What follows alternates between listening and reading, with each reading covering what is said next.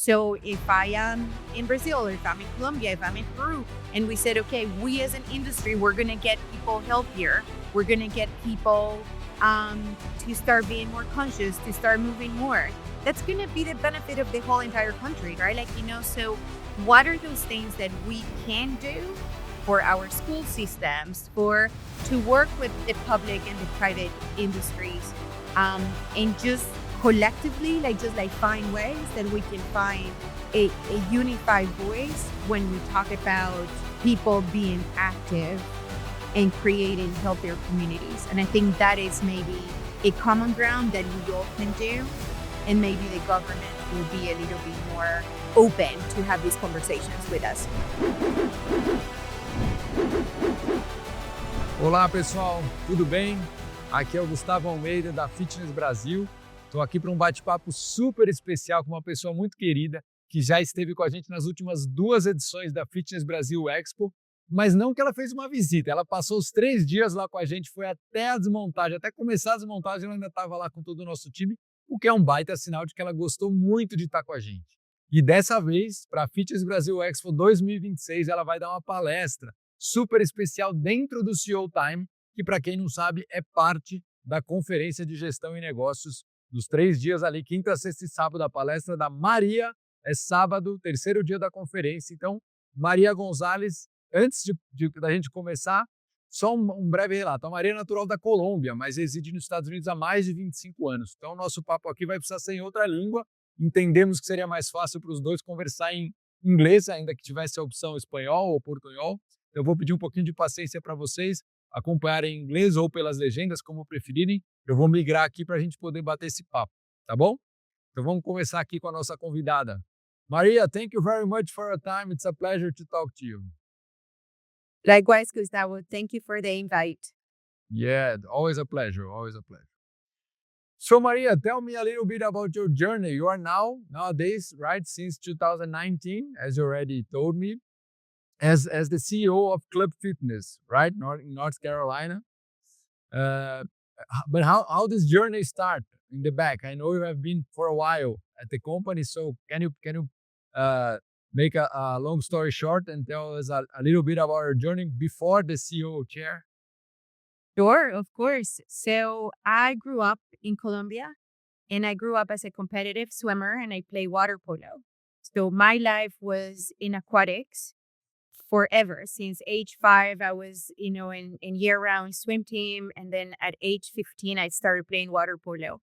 So when I moved to United States, my way of working and finding things to do, or the beginning of my career, was in swimming. So I lived in Miami, worked with a person from Mexico, an ex-Olympian from Mexico, who had a swim school. And that was the beginning of my career in the fitness industry. So when I moved to Greensboro, I started as a lifeguard here at Club Fitness about 25 years ago. I did not speak English.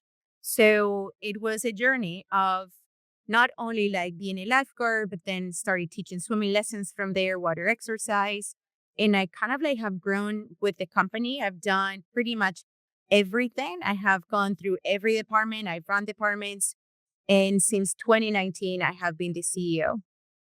That's cool. And I can imagine that how big was the challenge? Because in Miami, Spanish is very spoken by everybody that lives there, right? But in North Carolina, I believe, I haven't been to North Carolina yet, but I can imagine that Spanish is not as spoken as it is in Florida, right?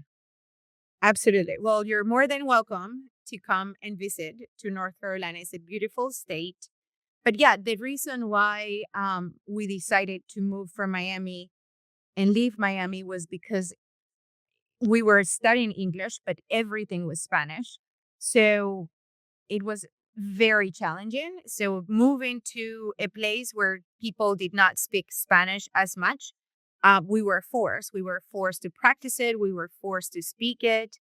It was challenging at the beginning, but like anything else, you just overcome it. Things are hard, but if you work hard and you put the time and the effort, you will be able to conquer it. Yeah, that's great. So before sitting in this CEO chair, you had the opportunity to move around many different positions. So you already became a CEO with a very holistic view, right, of the company and all the challenge of operation, marketing, and everything else, right? The technical part.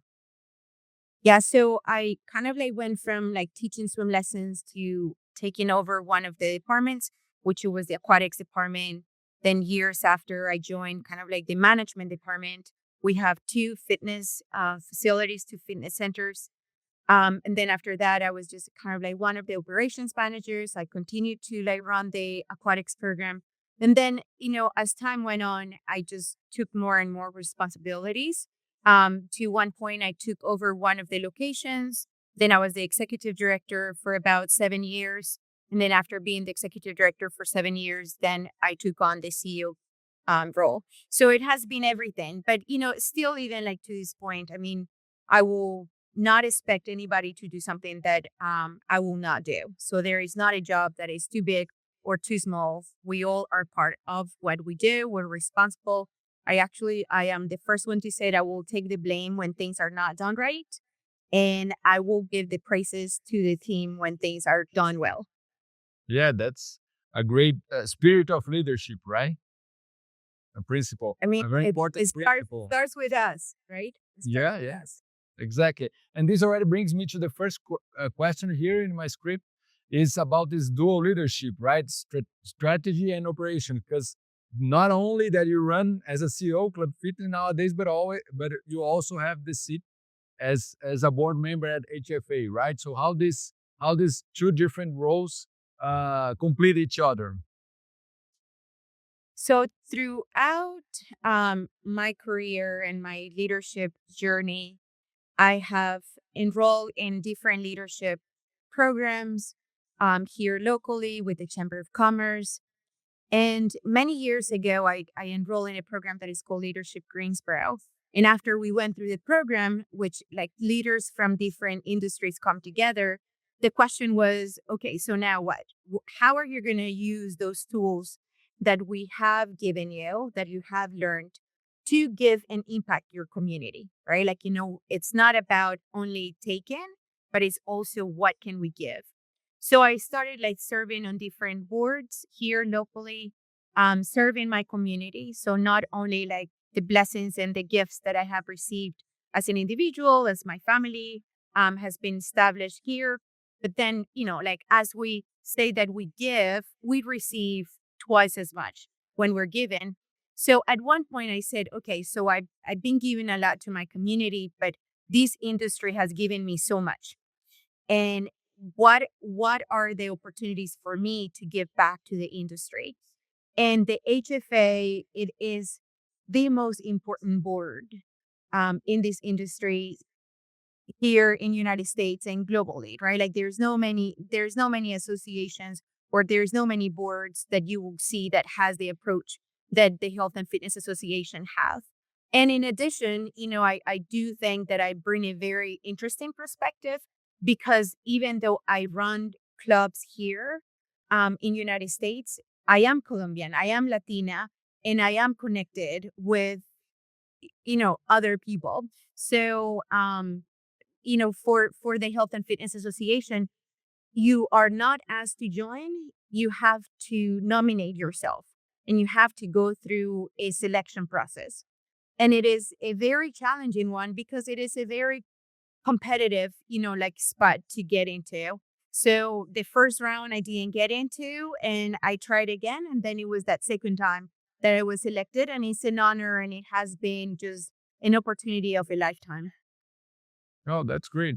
So you take a lot of what you learn with your peers at the board, and you can use in your day by day decisions at the club. Is it true? Yes.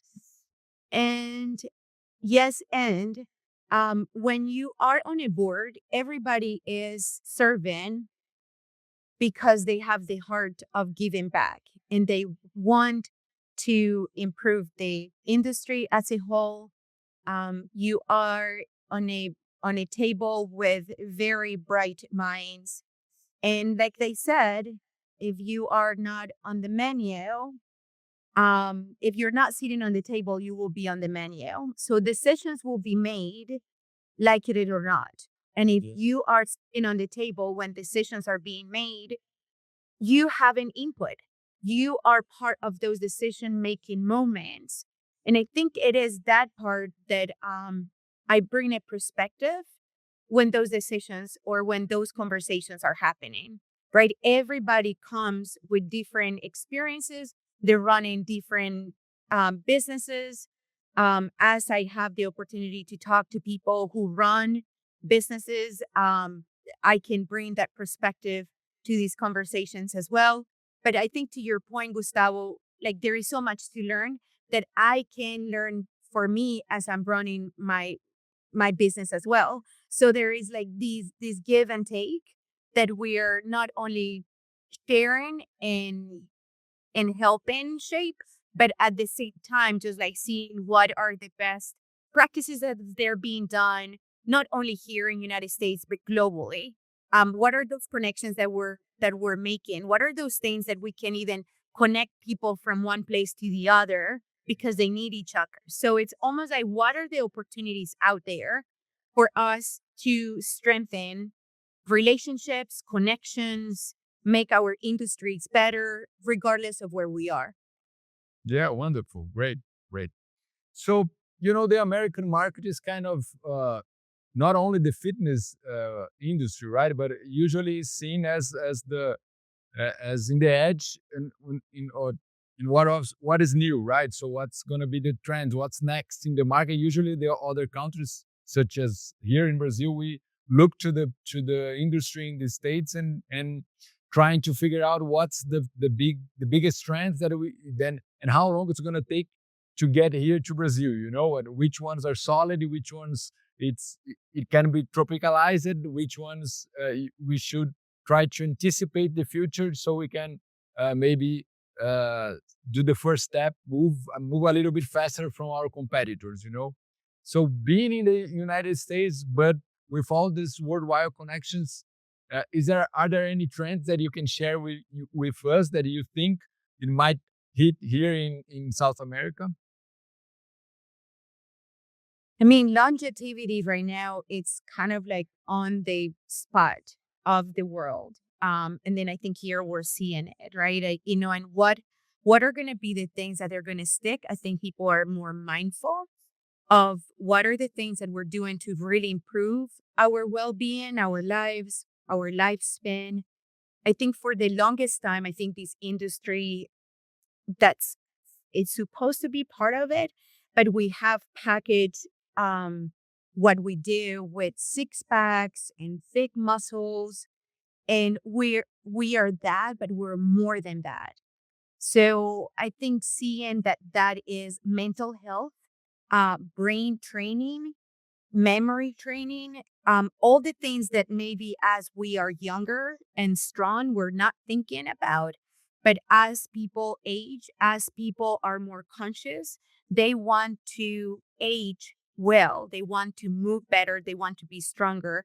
So I'm seeing like a huge trend in options, that they continue to like grow and expand in that aspect. And I do think there is a huge opportunity for all of us, in United States, in Latin America, in Asia, in Europe, to just like really frame and work not only within our industry, but also like interact and merge and do things, collaborations with other sectors. And how do you think the clubs that are already established for 5, 10, maybe 20 or up to 30 years old can surf this wave, can get in this kind of different mood of not big muscles, but mindfulness and being health with a more holistic point of view, as a wellness holistic point of view. How do you think the clubs can enjoy that? For example, I've been visiting other shows in other countries such as HFA last March and then FIBO in April, and I've seen recovery very spread all over the floor, so all over the floor plan of those trade shows. So, do you think recovery might be a way of those traditional clubs that are being running a more traditional business model to kind of exchange this marketing position and surf this wave? Is it recovery? Am I getting right? Do you think recovery is an opportunity to surf this wave, or do you think there are other ways? I think it all depends, Gustavo. I think, like that is a conversation that is also happening because let's say that we said recovery, right? And then you're spend, like your resources in a cryotherapy chamber, and then you have a red sauna, red light therapy. But then maybe your market is not really into recovery and you have not spent the time to educating them into like what training, what recovery goes. So it is extremely important to understand who are you serving, what is your product, what type of health club you have. If those are the things that you want to bring, are you educating your clientele for them to understand the importance of recovery and using those resources? So I think it's not if, but it's also like how how are you engaging and how are you improving your product for your market? I think, like one of those things that we cannot be everything for everyone. And when we try to dilute everything, sometimes you're just spending or you're spinning on a wheel or like in a hamster wheel per se. And then you keep spending money. Your staff doesn't even understand why we're doing recovery, if that really doesn't matter to us. So a lot of times we go out, we bring ideas, but if you don't have your team behind it, if you don't have the feedback and then everything is worked as a unit, those great ideas and all those resources, money that you're spending into are not going to make sense because the equipment itself are not going to do it by itself, right? So there has to be a reason, there has to be a process, there has to be almost like a connection on your why and the things that you want to bring on. And maybe recovery will not be your thing. Yeah. You have to listen to your audience, right? As any product or service, right? Not only customers, but also your staff members, right? That has more direct interaction with your customers in the day by day of the club, right? Right. All right, all right. Talking about the day by day, many people we think maybe romanticize the role of CEO, right? And usually it's kind of loneliness position to many decisions that you don't have a peer to share. You just have to take the decision, right? And all the responsibility that comes with that, right? So uh, talking a little bit about your day by day in your work, your day by day routine. How do you energize yourself to maintain your mind healthy and being consistent, taking good decisions after good decisions in your role? How do you organize your day by day at your job? So, I always have my agenda of the things that I need to be working on. So that it's one. I think maybe like, like one thing will be organizing. I think growing up as an athlete was something that set me forever, on the things that I need to get done. And there is no a limit in a way. Like, I'm, maybe not in a good thing to say this out loud, but I'm a workaholic. I'm not afraid to put the time, to put the work into it. I work with, a set goal in mind, and I will not finish until that goal is completed. But I would This, say, what? the discipline from the athlete is it comes with us for the whole life, right? So it helps us getting what needs to be done, right? And no matter how many effort we have to do, right? Yeah. And, at times it's hard to not understand people that don't see things like that. And I know I have to relate and I have to understand, but I think it is hard for me to understand them, and then it is hard for them to understand me. I'd the cycle finished, then I'm already thinking on the next thing. And for some people, they want to like take the time and they want to celebrate and they want to like chill. So, and I'm like, okay, we finished, great, let's go. Yeah. But What's next? but one thing that I have to say, like to feel that my cup is full, I'm always seeking. I find myself as a learner. I need to be listening to podcasts. I need to be reading books or listening to my books. I don't read my books. I listen to my books. Um, I go to conferences. I talk to people. I reach out to them. So there is always this need in a way for me to feel that I am growing and learning and seeing what are the new things that are coming, what are the new ways that I can do things better to help the people who are around me, not only like the team that I work with, but also the members that I serve, the people that I serve in the community, the boards that I'm part of. So there is like a never ending cycle that I'm always seeking, that I'm always searching. And in addition to that, like I love to work out. So I said, I love to swim. I love the water. The water is my element. I don't swim as much as I would like to, or take the time to go just because of the length of time it takes just to get out of the water and do all of that stuff. Of like getting the hair and all of, all the things that come with swimming. But I love to roller skate. I love to dance. I am lifting weights at least 4 times a week. And so those things, like for me, just like help me to be grounded, are stress relievers. And I do think that I perform way better because like those energize me. And I'm being very mindful too of my rest time, which I was not paying attention to that. So now with the watch, with the ring, just like making sure that as I am challenging myself, I'm also taking care of an area that maybe I thought I could just like go to bed, sleep for a few hours, and then get up the next day and then just be full force. Yeah. The wearables help us a lot, right? In measuring, as we know, you cannot manage what you don't measure, right? So it kind of the same idea to quality of our sleep, right? Well, and we're telling people that they need to stay accountable. So, are we doing the same thing? Are we applying the same things that we're saying to everybody, to ourselves? So I think that that level of standard cannot go only to the other side. It has to come back to us as well. Yeah. Walking the talk, right? That's right.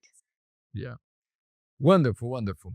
Talking a little bit about governance, we know that all the work that HFA has been doing in Washington, and what do you think we can learn from public policies that the association and the unit of the industry could get in America in terms of taxes or other benefits or campaigns, or if in any area that you can highlight for us that we can learn about that to kind of try to do the same here with our politicians and the public policies back here in Brazil. Well, I have to say that ACAD and you guys in Brazil, probably are leading the pack and showing us how to work hand to hand with the government, which, I think is a great example for all of us that it's an opportunity to like always walk side to side. And I think COVID was the clear example that you guys did it much better than anybody else. Like for us, it was in some way a little bit reactive. They had been work done in the past, but I think we saw it that health clubs, fitness centers were one of the first ones to be closed. They were really pretty much aligned with bars and fitness centers, in anything that it was putting out there. So I think, like for us, the advocacy part, it's something that it has been extremely important since COVID and really creating and building relationships.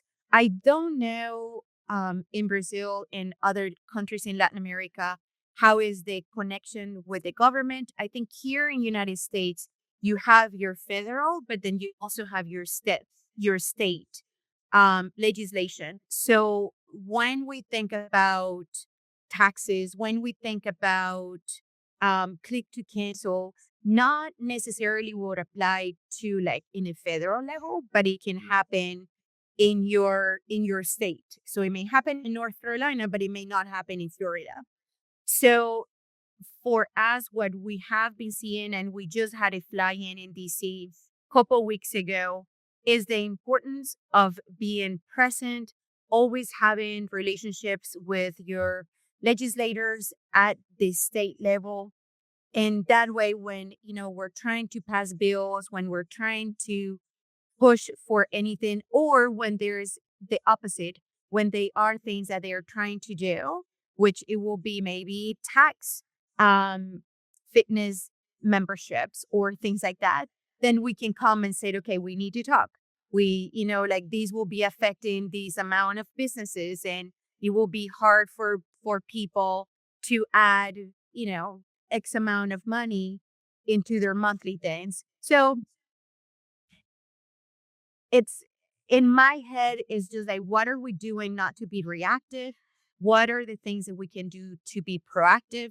How can we build relationships? Relationships have to go both ways. You cannot only have a contact or a connection to ask for a favor. We have to be working with them. We have to see what are the things that we as an industry can be helping and impacting our communities. So that will, I would say, like that will be a universal language. So if I am in Brazil, or if I'm in Colombia, if I'm in Peru, and we said, okay, we as an industry, we're going to get people healthier. We're going to get people to start being more conscious, to start moving more. That's going to be the benefit of the whole entire country, right? Like, so what are those things that we can do for our school systems, for to work with the public and the private industries, and just collectively, like just like find ways that we can find a unified voice when we talk about people being active and creating healthier communities. And I think that is maybe a common ground that we all can do. And maybe the government will be a little bit more open to have these conversations with us. Yeah, great. And what's up now in this advocacy uh, doing by HFA in Washington? What's up now? What's the topic of the moment? Well, so it's like I said, we just had like these fly in, and this specific time around, we didn't have like, like just specific things that we were asking, right? Like, we were just really building. Right now, there is a big push on military readiness that some people are not ready to be enlisted. So, like that we can help with that. Like, there is a push also for more active kids in the school systems. So just trying just to bring this fitness test, then what are the things that we can do? But at the end is more of what are we doing in our places of work in our state. Um, so there was not really like for me, like there was not really many specific asks.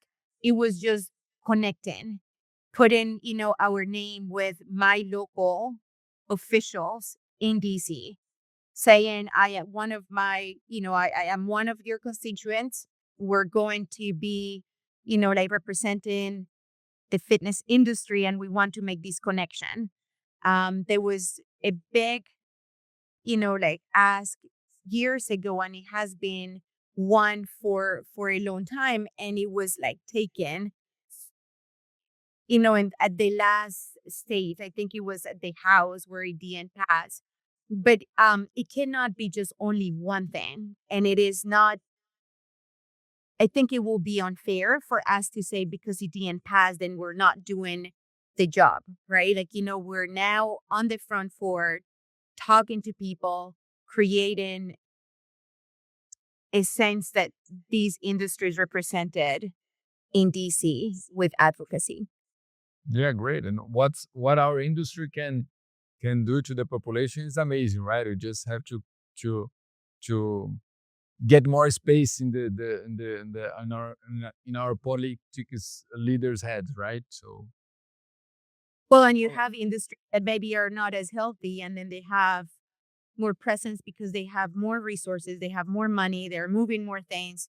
So, it's almost like, like what we're talking about is getting people healthy that they can use, HSA accounts, HFA accounts, and, things like that. So yeah, it's funny and silly at times that we have to ask.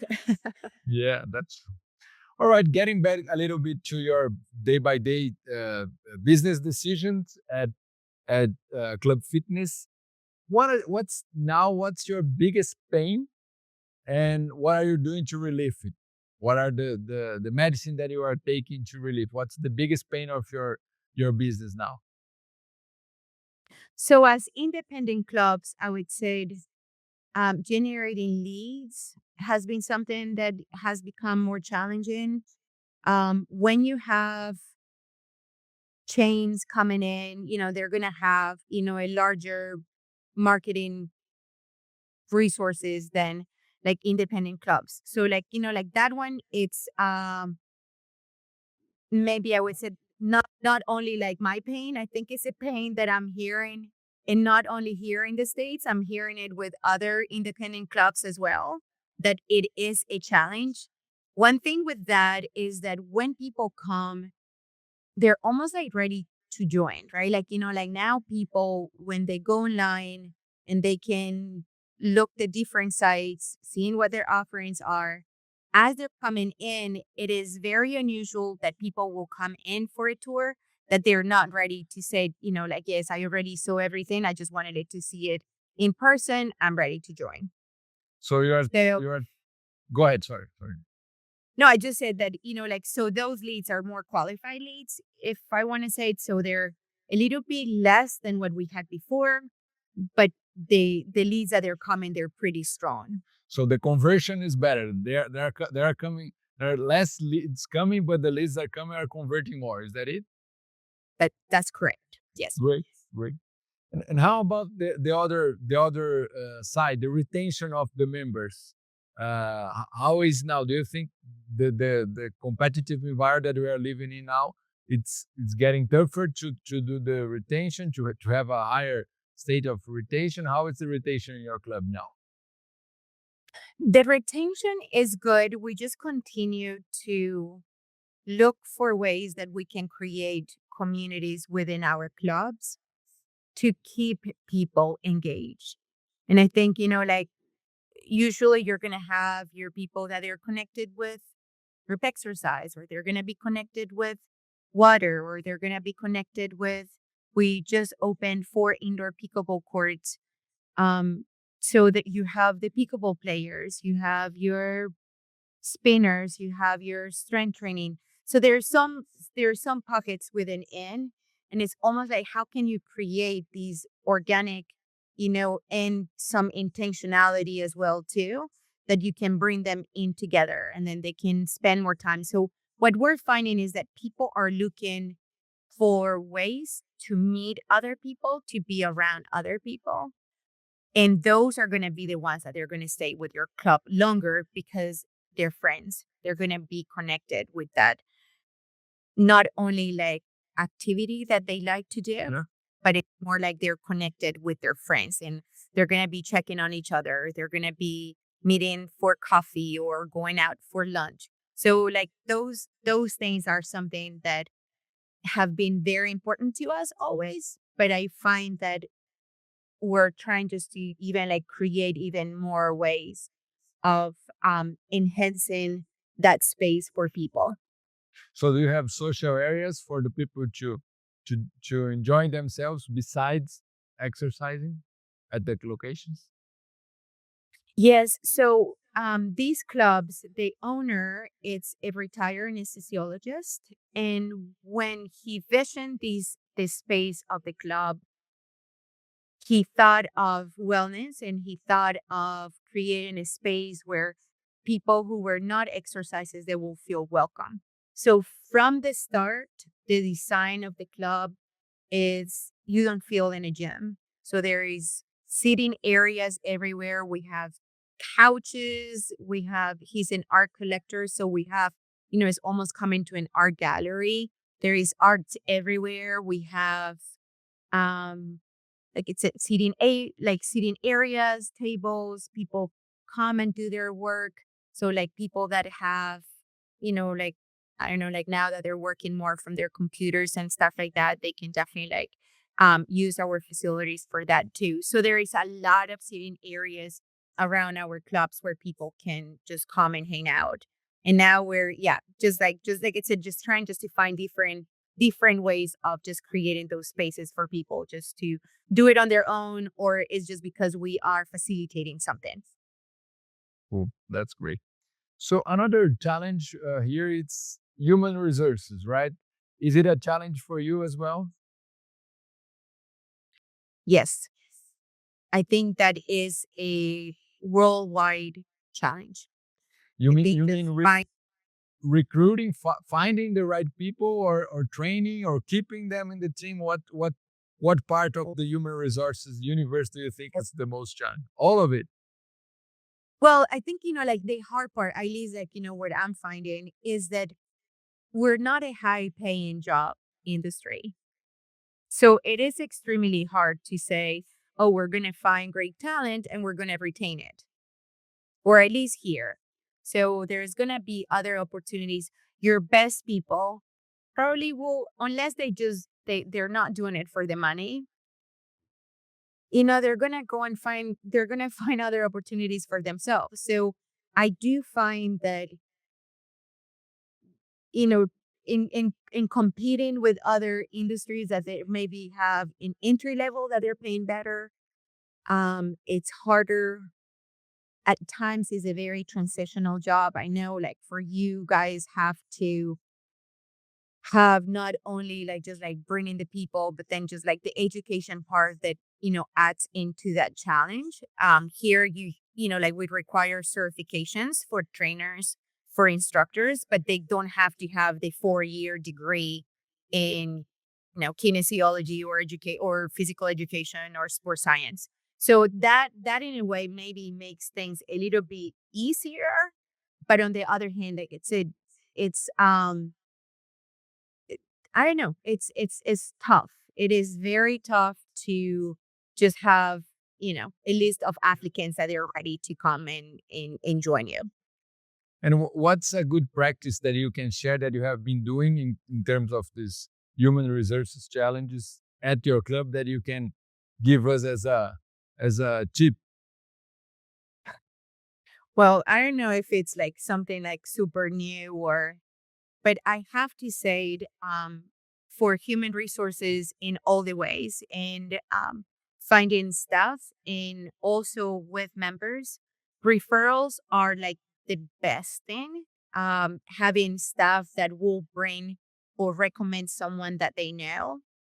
And the other thing that we've done is members who have been with us that they love what we do, they understand kind of like how we run things. They also have become like really good team members. One thing that is important to me is having a multi-generational team. Like front desk, you may have someone who just graduated from college, and you may have someone that retired and was just looking for a part-time job. So you can see someone in their 20s and you can see someone in their 60s, 70. And I find that it's just so cool and so beautiful because they both have such a different perspectives of lives. And then just even see them working together and everything, is lovely. And does it happen? So do you have those cases at your club? Oh yeah, a lot. Oh, yeah, that's cool. That's great. All right. Talking about a little bit the future of the market, Maria. What's next? What do you think our industry is going to be in the next like 5 or 10 years from now? Not in the next 2 or 3. I think we're going to be pushing more and more for the well-being. I think that the competition, the hardcore, all of that stuff, I think it's going to kind of like go maybe in a second level. I do find that we're just going to be going more on having like healthier and looking ahead. Like I remember just like being at a conference last week in New York, and someone said about like, talking about like, like how are we tracking everything? And he said he is a longevity doctor. And then he said, oh, I just only sleep 5 hours. And I think, like that conscientious of, like we thought that that was a good thing. He said that he went through a testing because there is a gene that you can have and you don't need to sleep as much. And he didn't have it.